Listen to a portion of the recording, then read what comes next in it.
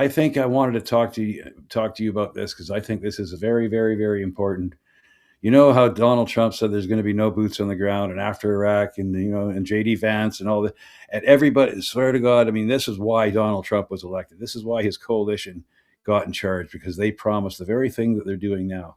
This just came in. The U.S. Marine Corps just told its reservists uh, to check their readiness for possible large-scale mobilization linked to Iran. Readiness will be assumed, not questioned. The active duty Marines just arrived on an amphibious assault ship. Now they're calling the reserves. So that's ominous, and I'll stop sharing that because there's the paper. I guess I can show that to you, but I mean, it's from Leonard F. Anderson, Lieutenant General, U.S. Marine Corps, Commander, Marine Forces Reserve and Marine Forces South. And he writes right here, it says, "Fights on." He signed it, and yeah, he's calling up the reserve. So that's one thing to be ominous about. And here's another thing that is to be ominous about. I mean, just in effective April 20th, 2026, on 420, of course, right? Because when I read this, you'll get the giggle out of it. The U.S. Army is increasing the maximum enlistment age from 34 to 42 and eliminating waiver requirements for a single conviction of possession of marijuana. So on 420, they announced it, let alone. Yeah, how about that? So they're obviously planning something. I mean, they're not building up all those forces in the Middle East for nothing.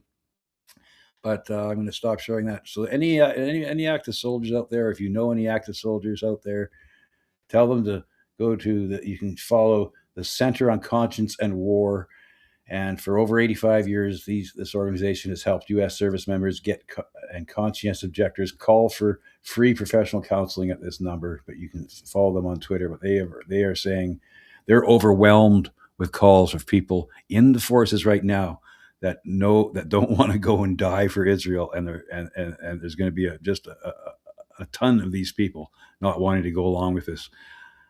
I don't think they can go through with this. I don't. This is the most This is the most unpopular war ever from the start of it. The Iraq War, everybody was on. They were fooled enough by 9/11 and stuff, and they were gung ho for it. Vietnam, gung ho for it at the start. These wars usually are popular at the start, then they start to wane. I've never seen them trying to start a war where it's unpopular at the start. There's only 30% of the population that's for this. How are they going to get away with this, Don? What's scary is that 30% of the population is for it. But yeah, I mean, and again, a lot of this has to do with Trump and his personality and the fact that he is deteriorating before our eyes mentally.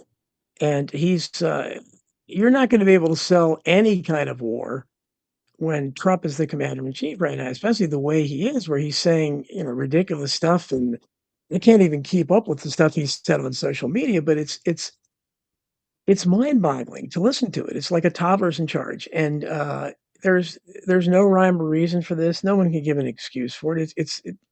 It's so obvious, and we didn't get to Savvy wasn't here long enough to talk about what I think is the biggest issue today, and that is that the exposure of the rift between Zionists and non-Zionists, and that's destroying the left-right paradigm. Because you can see the right is being completely fractured. We have people like the big names like Tucker Carlson and Candace Owens and even Joe Rogan, people like that are criticizing Israel, criticizing Zionist power. And then you have the other side, which is the new MAGA, which is completely all never Trumpers, like Mark Levin and Ben Shapiro. Ben Shapiro, who voted for Hillary Clinton in 2016, by the way.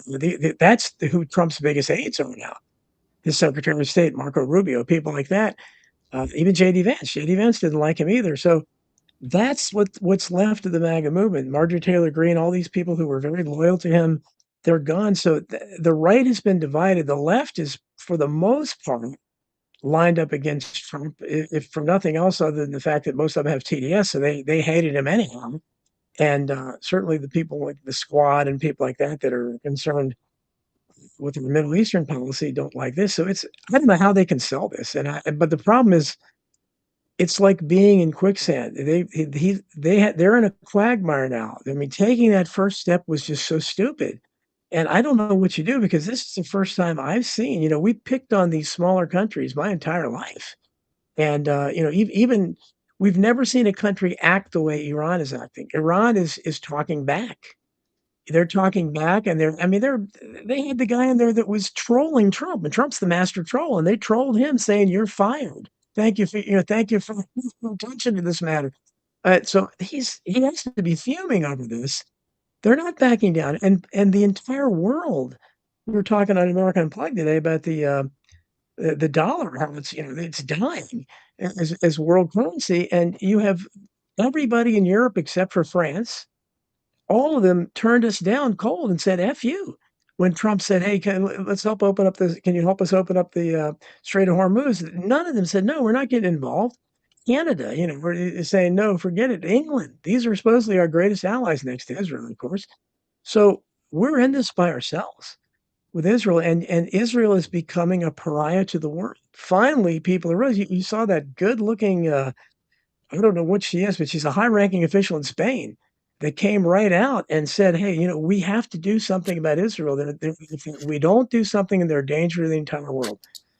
They have the Samson option, and, what are we doing denying nuclear, saying that Iran and North Korea and countries, rogue nations like that, are too irresponsible to have nuclear weapons, but a nation like Israel that has given itself a special option, a Samson option, which means if they feel threatened, they reserve the right to blow up as much of the world as they want, and they can have nuclear. I mean, this is insanity, and the problem is that most of the world sees it that way now.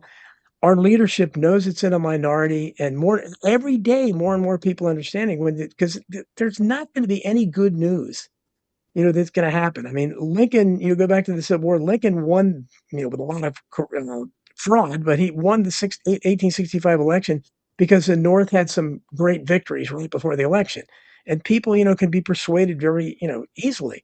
I don't see the US having any kind of victories here because even if they win, they're losing by attrition. We don't know how much military equipment they've lost. Pete Hegseth is always already asking for another $200 billion.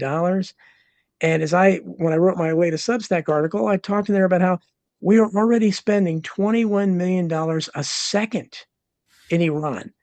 That's absolute lunacy. And again, I think there's no way to just like there's no way I keep talking about Zionism is collapsing because you can't intellectually defend Zionism. It's impossible. And you're seeing that none of these people are able to do it. So it's with Mike Huckabee, Ted Cruz, some of these entertainers, they can't do it.